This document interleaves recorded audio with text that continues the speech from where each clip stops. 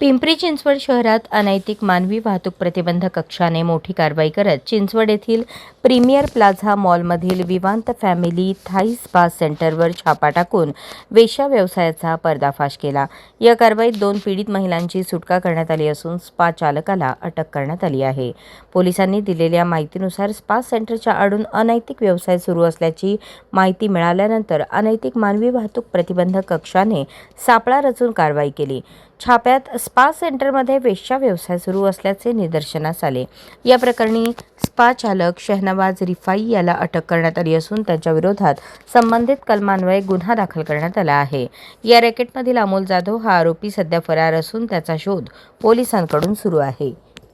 या कारवाई दरम्यान पोलिसांनी घटनास्थळावरून रोख रक्कम, मोबाईल फोन तसेच अन्य महत्त्वाची कागदपत्रे जप्त केली।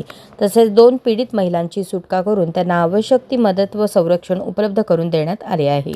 पिंपरी चिंचवड पोलिसांकडून शहरातील स्पा, मसाज पार्लर आणि तत्सम आस्थापनांवर विशेष लक्ष ठेवण्यात येत असून अनैतिक व्यवसायांना आळा घालण्यासाठी अशा कारवाया पुढेही सुरू राहणार असल्याचे पोलिसांनी स्पष्ट केले आहे।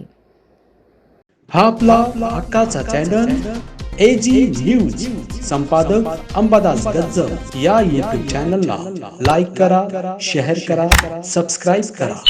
संपर्क 94 92 37 68 92।